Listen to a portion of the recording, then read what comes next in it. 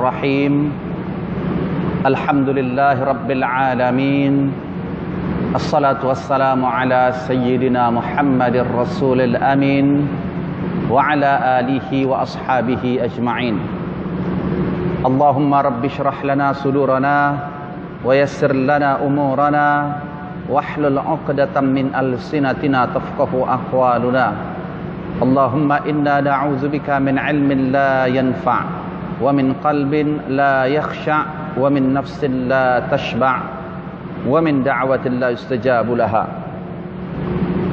قال الله تعالى في القرآن العظيم أعوذ بالله من الشيطان الرجيم يا أيها الذين آمنوا اتقوا الله حق تقاته ولا تموتن إلا وأنتم مسلمون صدق الله العظيم وقال النبي صلى الله عليه وسلم من خرج في طلب العلم وهو في سبيل الله حتى يرجع أو كما قال النبي صلى الله عليه وسلم.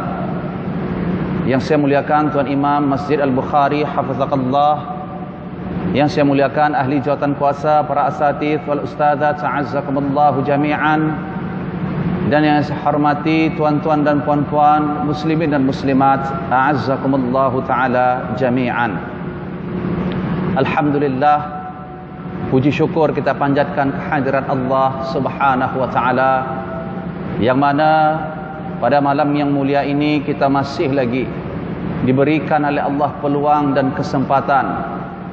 Kita masih lagi dibukakan oleh Allah pintu hati kita untuk dapat sampai ke rumah Allah yang mulia ini, khususnya menunaikan salat fardu maghrib secara berjamaah. Marilah kita bersama-sama berdoa dan memohon kepada Allah, semoga setiap ibadah yang kita lakukan, khususnya salat maghrib yang baru kita laksanakan tadi, ianya diterima dan mendapat taufik daripada Allah Subhanahu wa taala. Amin ya rabbal alamin.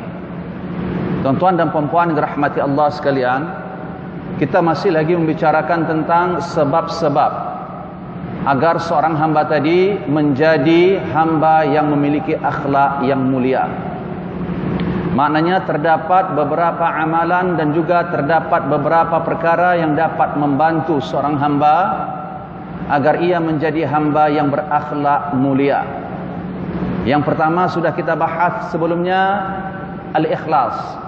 Kalau nak menjadi hamba yang berakhlak mulia, maka pastikan kita merupakan hamba yang senantiasa ikhlas.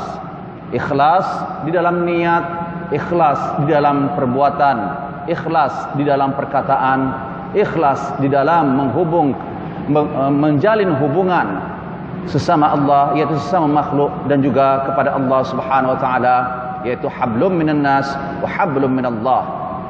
Adapun yang kedua yang perlu dilakukan oleh seseorang hamba untuk menjadi hamba yang berakhlak mulia, hendaklah ianya memiliki ilmu, yaitu ilmu yang bermanfaat, ilmu yang dapat mendekatkan diri anda kepada Allah, ilmu yang dapat mengundang keridhaan Allah Subhanahu wa taala. Dan yang ketiga yang dah kita bincang, amalan yang perlu kita lakukan agar menjadi hamba yang berakhlak mulia, al-aqidah as-sahihah. Hendaklah seseorang hamba itu memiliki akidah yang sahih, akidah yang benar. Yang keempat, perkara yang perlu kita lakukan untuk menjadi hamba yang berakhlak mulia, an-nazar fi kitabillahi azza wa jalla, yaitu berpegang dan mengamalkan Al-Quranul Karim. Dan yang kelima, perkara yang perlu kita lakukan untuk menjadi hamba yang berakhlak mulia, hendaklah kita senantiasa at-ta'assi bin Nabi sallallahu alaihi wasallam. Kita senantiasa menjadikan Rasulullah sallallahu alaihi wasallam sebagai qudwah dan contoh ikutan kita di dalam kehidupan kita sehari-hari. Dan juga hendaklah kita jadikan sunnah Rasulullah sallallahu alaihi wasallam sebagai amalan yang dapat menyelamatkan diri kita, khususnya di dunia dan juga di akhirat. Dan yang keenam, yang sudah kita bicarakan pada minggu lepas, perkara yang perlu kita lakukan untuk menjadi hamba yang berakhlak mulia, perbanyakkanlah berdoa. Doa merupakan mukhul ibadah, otak bagi ibadah seseorang hamba. Tanpa doa bermakna ibadah tadi tidak ada otaknya. Mohon maaf. Jadi maksudnya di sini doa merupakan salah satu ibadah yang dapat menghubungkan antara seorang hamba dan juga kepada Allah Subhanahu wa taala, atau kita katakan munajat dan interaksi seorang hamba kepada Allah Subhanahu wa taala.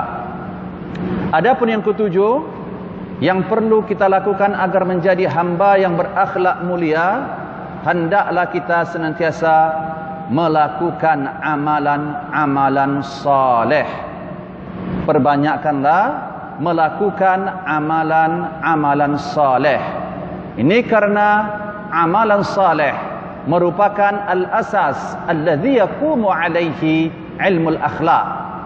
Bahwa ilmu akhlak, ilmu adab, ianya berasaskan amal yang saleh, berasaskan ibadah yang saleh.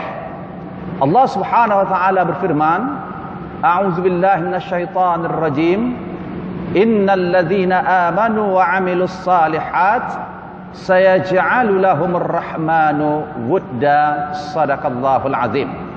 Sesungguhnya orang-orang yang beriman dan yang melakukan amalan saleh, maka Allah akan menjadikan hati mereka itu mawaddah, hati mereka itu saling mengasihi, hati mereka itu lembut, hati mereka itu tidak keras. Jadi amalan saleh ini merupakan perkara yang ketujuh yang perlu dilakukan oleh seorang hamba agar menjadi hamba yang berakhlak mulia. Dalam satu hadis yang sahih, Rasulullah sallallahu alaihi wasallam bersabda, "Innallaha la yanzur ila suwarikum wala amwalikum wala ajsadikum." Sungguh Allah bukan memperhatikan bentuk rupa, jasad dan juga hartamu. Walakinnallaha yanzuru ila qulubikum wa a'malikum. Yang Allah perhatikan ke atas hamba ini adalah yang pertama sekali hati mereka, dan yang kedua amal ibadah mereka. Hati baik tapi tidak beramal, tidak juga sempurna di sisi Allah. Amal yang baik tapi hati tak benar, juga tidak sempurna di sisi Allah Subhanahu wa taala, atau juga bahkan ditolak oleh Allah Subhanahu wa taala. Jadi amalan saleh yang kita lakukan dan kerjakan selama hari ini memiliki syurut al-qabul, yaitu terdapat syarat-syarat. Ada 3 syarat supaya amal ibadah kita diterima oleh Allah Subhanahu wa taala. Maknanya kalau salah satu syarat ini tak wujud atau kita tinggalkan, maka dibimbangi atau memang amal ibadah kita itu tidak diterima atau ditolak oleh Allah Subhanahu wa taala. Apa syarat yang pertama agar ibadah kita, agar amalan soleh kita diterima oleh Allah? Yang pertama adalah al-ikhlas, yaitu amal ibadah yang anda laksanakan ikhlas karena Allah. Dulu dah kita bincang dah darjat-darjat ataupun peringkat-peringkat ikhlas yang ada pada makhluk ni. Maknanya ada 3 peringkat ikhlas menurut Al-Imam Al-Qushairi dalam kitabnya Ar-Risalah. Ada ikhlas yang paling tinggi darjatnya, ada ikhlas yang di pertengahan, dan ada pula ikhlas yang paling rendah sekali. Tak ada lagi yang nomor 4. Kalau ada nomor 4 kata Al-Imam Al-Qushairi, maka hukumnya adalah syirik ataupun riya. Saya nakalkan daripada kitab Jawharatut Tauhid Syarah Tuhfatul Murid. Ini berkenaan dengan bab al-ikhlas. Jadi syarat yang pertama agar ibadah kita diterima oleh Allah Subhanahu wa taala, hendaklah ikhlas. Syarat yang kedua agar amalan saleh, agar ibadah kita diterima oleh Allah, hendaklah amal ibadah tersebut mengikut sunnah Rasulullah sallallahu alaihi wasallam. Maknanya kita tidak memandai-mandai. Kalau Rasulullah sallallahu alaihi wasallam katakan salat zuhur tu 4 rakaat, jangan pula buat 6 rakaat. Kalau subuh 2 rakaat, jangan pula pandai-pandai buat subuh tu 4 rakaat. Ini maksudnya muwafaqatu au ittiba'u sunnati Rasulillah sallallahu alaihi wasallam. Harus mengikut sunnah Rasulullah sallallahu alaihi wasallam. Adapun syarat yang ketiga agar ibadah kita diterima oleh Allah Subhanahu wa taala. Ibadah apa? Semua ibadah. Ibadah ni ada jenisnya ibadah qalbiyah, amalan saleh ataupun ibadah yang perlu anda lakukan melalui hati. Seperti takwa, tawakal kepada Allah, kasih kepada Allah, takut kepada Allah, mengharap ampunan dan keridaan daripada Allah Subhanahu wa taala, tunduk kepada Allah, menghinakan diri di hadapan Allah. Ni amalan hati, ibadah hati. Ada yang kedua ibadah badaniyah, iaitu ibadah yang perlu dilakukan oleh fizikal anda, seperti salat, seperti puasa dan lain-lain sebagainya. Kemudian yang ketiga ada ibadah lisaniyah, ibadah yang perlu anda lakukan melalui lisan, seperti membaca Al-Quran, berzikir kepada Allah dan lain sebagainya. Kemudian ada pula ibadah maliyah, itu ibadah yang perlu dengan harta. Maknanya harta anda tadi kalau anda infakkan di jalan Allah, maka ia merupakan kategori ibadah, seperti sedekah, seperti wakaf, seperti wasiat dan lain-lain sebagainya. Dan ada pula ibadah tu qalbiyah, badaniyah dan juga maliyah. Itu perlu ada hati, perlu ada fizikal dan juga perlu ada harta. Ibadah apa?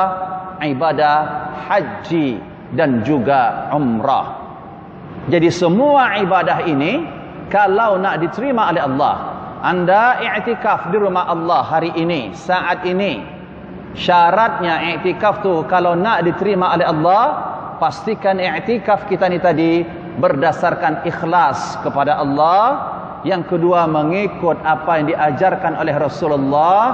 Dan yang ketiga, ibadah ataupun i'tikaf kita ni tadi berdasarkan akidah yang benar. Jadi seseorang yang melakukan ibadah itu tadi hendaklah beriman. Ya, hendaklah seseorang tadi beriman kepada Allah, barulah ibadah tersebut diterima oleh Allah Subhanahu wa taala. Ini berdasarkan firman Allah Subhanahu wa taala dalam surah Al-Mulk ayat yang kedua. Allah mengatakan dalam firman-Nya, A'udzubillahi minasyaitonir rajim. Allazi khalaqal mauta wal hayata liyabluwakum ayyukum ahsanu amala.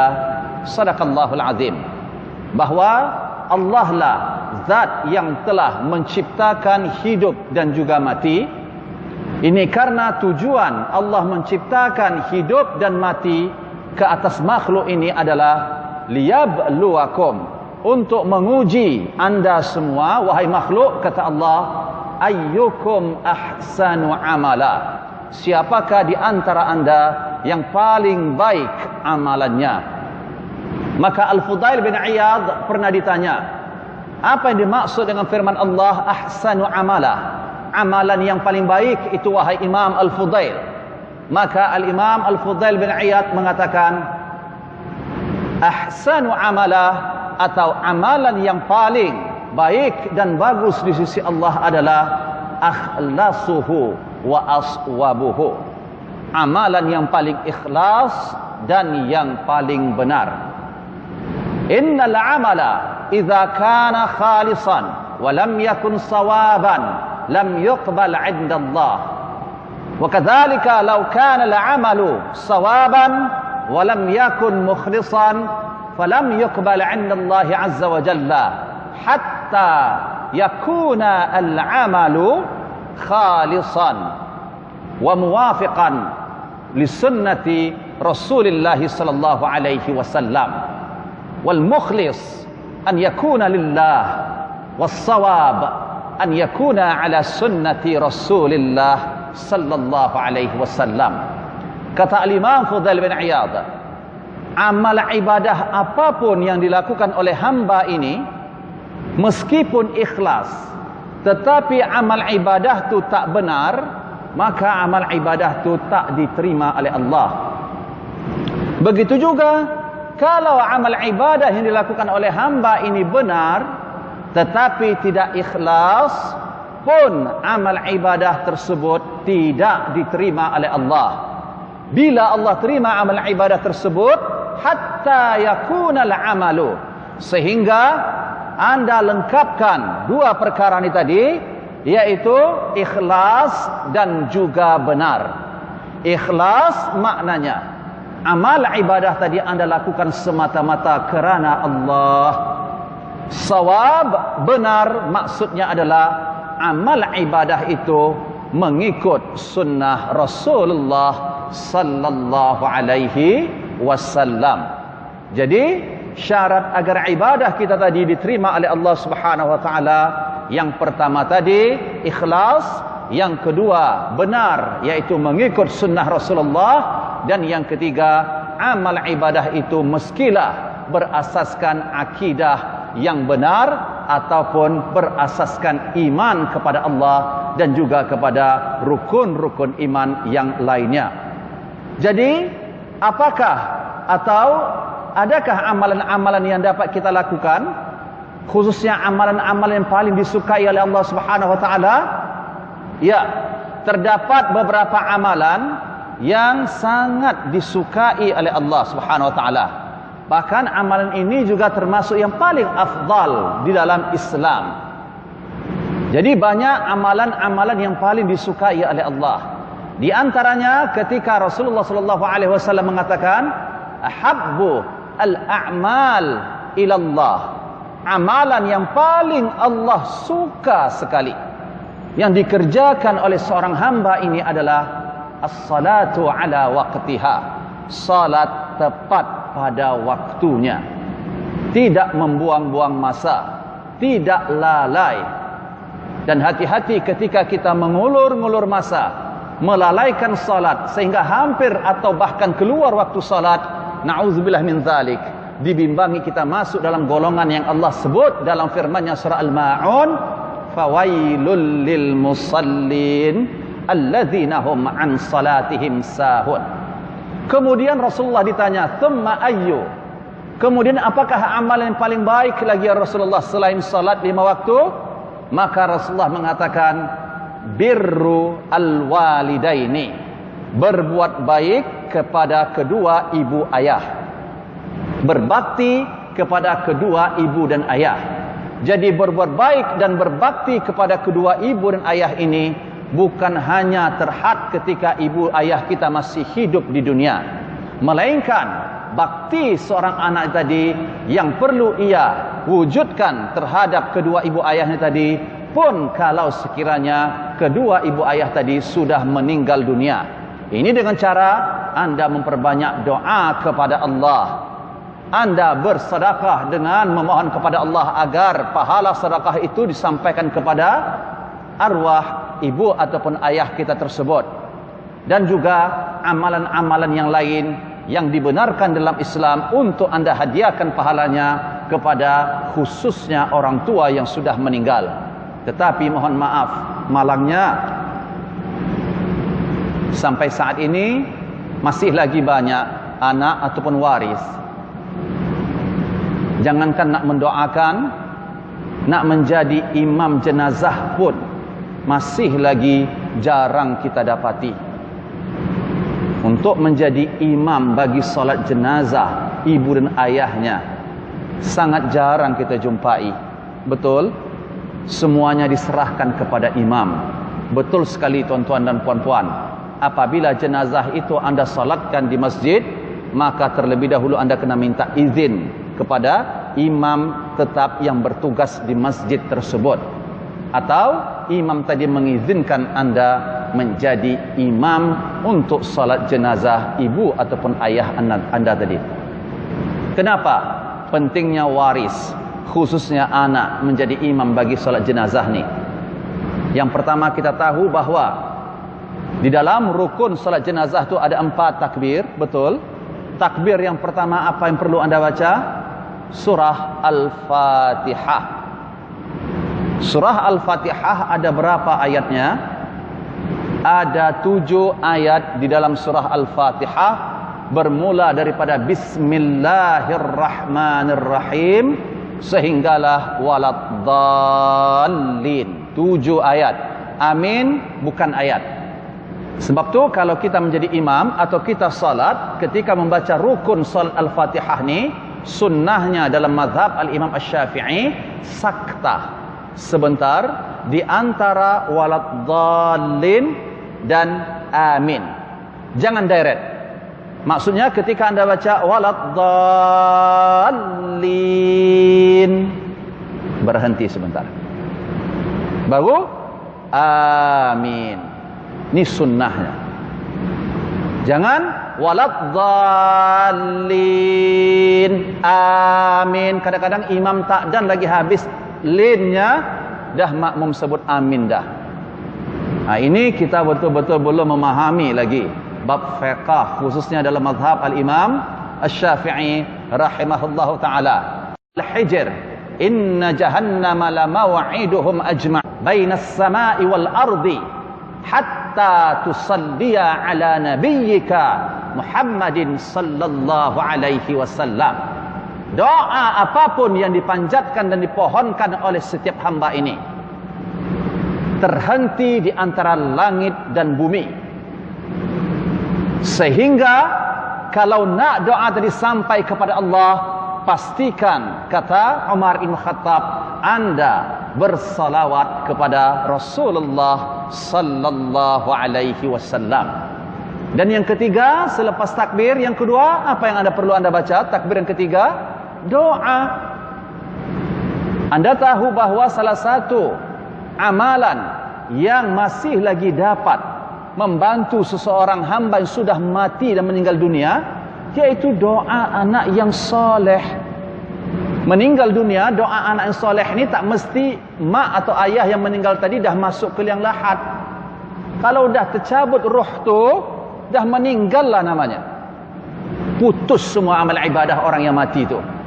Jadi disitulah peluang anak yang soleh untuk memperbanyak berdoa kepada Allah. Tapi saya mohon maaf, apa yang berlaku? Kadang-kadang berlakunya musibah meninggal dunia, yang datang mengunjung bertanya sakit apa, sebab apa. Yang anak sibuk melayan pertanyaan-pertanyaan orang yang mengunjung. Ini kita sebetulnya sudah menghilangkan peluang yang baik sekali untuk jenazah tu. Jenazah tu perlukan doa dan amalan saleh, bukan sembang kita. Yang anda perlu tanya, kenapa dia meninggal? Apa sebabnya? Dia tak makan apapun, dia tak makan kambing kah? Dia tak makan laksa kah? Dia makan racun sekalipun, kalau Allah tidak izinkan dia mati, dia tak akan mati. Dia mati dan meninggal dunia memang sudah sampai ajalnya. Wala yu'akhirallahu nafsan idza jaa ajaluha. Allah tak akan sekali-kali lambatkan, tunda mana-mana roh ajal seorang hamba ini kalau sudah sampai saatnya. Bukan sebab yang menjadikan anda meninggal dunia, tetapi ajal yang sudah ditetapkan oleh Allah. Kalau anda mengatakan bahawa karena aksiden dia meninggal dunia, na'udzubillah min zalik, ini bermakna anda meyakini bahawa ada selain daripada Allah yang mencabut nyawa. Jadi apa tugas malaikat al-maut? Saya mohon maaf ya bicara seperti ini, tapi ini akidah. Termasuk juga coronavirus. Subhanallah, musibah dan wabak yang kita hadapi saat ini, yang merupakan wabak yang perlu kita mengambil sebab untuk menghindari wabak tersebut. Maknanya sebab ini merupakan syariat, merupakan takdir yang wajib kita ambil. Apa sebab? Apa syariat yang perlu anda ambil ketika menghadapi wabak? Tentunya dengan mematuhi SOP ataupun apapun nasihat yang disampaikan oleh KKM dan juga kerajaan ataupun pemerintahan. Tetapi bukan bermakna ketika anda memakai mask inilah yang telah menyelamatkan hidupku. Na'udzubillah min dzalik. Kalau Anda tak pakai mask, Anda berdosa. Tak taat kepada pemimpin namanya. Dan Anda tidak mengambil sebab yang diwajibkan oleh Allah. Berubat itu wajib. Tapi jangan sekali-kali Anda katakan ubat itu yang menyembuhkan Anda. Tapi yang menyembuhkan siapa? Secara semula jadi yang menyembuhkan itu adalah Allah. Tak ada satu makhluk pun secara semula jadi yang menyembuhkan, yang mematikan, yang mendatangkan munafaat ataupun mudarat. La haula wala quwwata illa billahil aliyyil azim. Coronavirus, saya mohon maaf, atau apapun jenis wabak dan penyakitnya, kita memang sebagai manusia fitrahnya ada perasaan cemas dan risau. Tetapi coronavirus ini juga merupakan makhluk Allah. Anda beriman tak? Anda percaya tak bahwa coronavirus ini merupakan makhluk Allah? Dan dia juga merupakan makhluk Allah yang bertasbih kepada Allah. Rujuk surah Al-Isra dalam Al-Quran ayat 44. Allah mengatakan tusabbihu lahus samawati wal ardu wal ard. Tusabbihu lahus samawati sab'u wal ard wa man fihinna wa in min syai'in illa yusabbihu bihamdihi walakin la tafqahuna tasbihahum. Shadaqallahul azim. Allah mengatakan dalam surah Al-Isra ayat 44 ini, setiap makhluk yang ada di langit 7 lapis tu dan juga bumi yang 7 lapis ni, seluruh makhluk ni, tak kira yang bergerak ataupun tak bergerak, yang berakal ataupun tak berakal, termasuklah dinding, pasir, batu, tanah yang anda pijak ni, termasuklah juga penyakit dan wabak ni, mereka semuanya bertasbih kepada Allah. Dalam kitab Marakil Ubudiyah, kalimat tasbih ada perbezaannya dengan takdis. Walaupun daripada segi makna sama-sama mensucikan Allah, tapi mafhumnya sedikit berbeza. Tasbih maksudnya adalah anda melakukan ibadah dan tunduk dan taat kepada Allah. Maknanya setiap hamba dan makhluk yang ada di langit yang 7 dan juga di bumi yang 7 lapis ni, semuanya tunduk, taat dan beribadah kepada Allah. Anda fahamkan makna ibadah? Ibadah ni makna dia hakikatnya adalah at-tazallul atau kamal al-hubbi wa kamal al-khawfi wat-tazallul. Betul-betul anda rasa kasih kepada Allah, betul-betul anda sempurnakan rasa takut anda kepada Allah. Ini tasbih, ini ibadah tu. Kalau kita katakan tadi wabak dan apa saja makhluk yang ada di alam semesta ini bertasbih, beribadah kepada Allah, maknanya mereka betul-betul kasih kepada Allah dan mereka juga betul-betul tunduk dan takut kepada Allah. Hati-hati tipu daya syaitan. Ya, saya mohon maaf tuan-tuan dan puan-puan dirahmati Allah. Sekali lagi saya nak tegaskan, berubat ini hukumnya wajib. Kalau anda tak ambil sebab, maka anda maksiat dan berdosa. Tapi bersendar, berpegang kepada sebab tu, ini yang tidak boleh. Anda boleh mengambil sebab, tetapi natijah dan resultnya anda wajib serahkan kepada siapa? Kepada Allah Subhanahu wa ta'ala. Jadi anak yang membaca doa ni tadi, kemudian pada takbir yang keempat pun doa yang dipanjatkan oleh anak tersebut. Begitu juga ketika orang tua tadi sudah masuk ke liang lahat. Dan dalam mazhab Syafi'i yang afdalnya yang menyambut mayat tu dalam kubur tu adalah orang yang paling dekat kepada jenazah tu. Tapi anak, adik-beradik semua upah, semua bagi ke orang. Takut kena lumpur, takut kena pasir dalam tanah tu. Subhanallah. Padahal ada amalan diajarkan oleh Rasulullah sallallahu alaihi wasallam.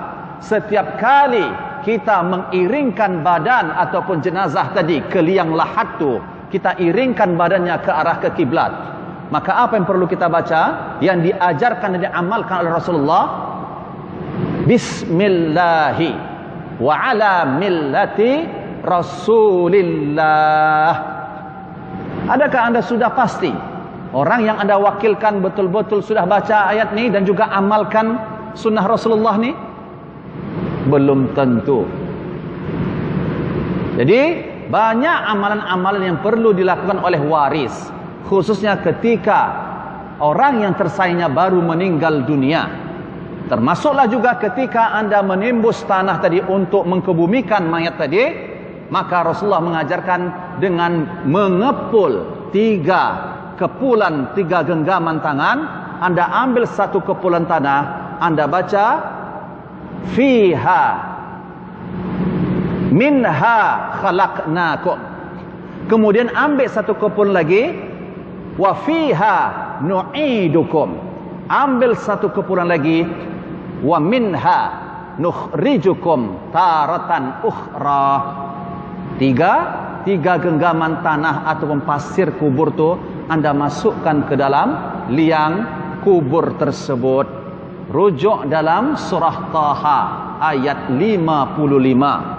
Maksudnya ketika kepulan pertama Anda letakkan dengan membaca minha khalaqnakum, dari tanah inilah engkau diciptakan oleh Allah. Wa fiha nu'idukum. Genggaman kedua Anda membaca dari ke dalam tanah inilah engkau dikembalikan oleh Allah. Wa minha nu'idukum marratan au nukhrijukum marratan ukhra. Dari tanah inilah juga nanti engkau akan dibangkitkan oleh Allah. Jadi tuan-tuan dan puan-puan yang dirahmati Allah sekalian, kalau kita katakan tadi bahawa amalan-amalan saleh, khususnya yang paling afdal di sisi Allah, yang paling Allah suka tadi, yang pertama apa dia? As-salatu ala waqtiha. Dan yang kedua, birrul walidaini, berbuat baik dan berbakti kepada kedua ibu ayah, sama ada mereka masih hidup ataupun sudah meninggal dunia. Dan yang ketiga, ketika Rasulullah ditanya tentang amalan apakah yang paling Allah suka, jihad fi sabilillah, berjihad di jalan Allah. Jihad saya nakalkan daripada kitab Al-Wasayah min Rasul sallallahu alaihi wasallam, terbahagi kepada 3. Ada 3 jenis jihad. Yang pertama, jihadun nafsi wa iblis wa syaitan, melawan nafsu dan juga syaitan dan syahwat. Ingat lagi bahawa pernah kita katakan, Imam Ghazali mengatakan 4 musuh ni yang paling berat sekali dihadapi oleh manusia, berat sekali dia untuk mengalahkannya: dunia, nafsu, syahwat dan juga asyaitan. Jadi Anda pada hari ini dengan izin Allah, Anda mujahadah, Anda melawan nafsu Anda melawan hasutan syaitan untuk tinggalkan sebentar dunia Anda demi sampai ke rumah Allah ini untuk menunaikan kewajiban Anda melakukan sujud dan salat fardu yang diwajibkan oleh Allah. Bukan itu sahaja, tetapi Anda juga ke masjid ini dengan niat untuk menuntut ilmu agama Allah. Dan menuntut ilmu ini merupakan salah satu kategori jihad di jalan Allah. Kata Rasulullah sallallahu alaihi wasallam, "Man kharaja fi talabil ilmi wa huwa fi sabilillah hatta yarji'a," atau kama qala An-Nabi sallallahu alaihi wasallam. Sesiapa yang keluar daripada rumahnya tujuannya untuk menuntut ilmu agama Allah, maka orang tersebut dikira sebagai orang yang sedang berjihad di jalan Allah sampai bila? Hatta yarji'a, sampai dia balik ke rumahnya. Masya Allah. Jihad yang kedua, jihad ahlil fusuq wal isyan, melawan ataupun jihad orang-orang yang fasik dan juga orang-orang yang sesat dan maksiat. Adapun jenis jihad yang ketiga, jihad al-kufri, yaitu melawan orang-orang kafir yang harbi, orang-orang kafir yang memerangi umat Islam. Ada kafir zimmi, kafir yang dilindungi oleh kerajaan Islam, maka ini tidak boleh Anda sentuh ataupun Anda lakukan sesuatu perkara yang mudarat ke atasnya, karena mereka ini adalah kafir zimmi. Tetapi jihad yang saya katakan tadi adalah kafir harbi, yaitu kafir yang telah mengiklankan, mengisytiharkan dan memulai perang terhadap terhadap umat Islam. Inilah amal yang paling Allah suka.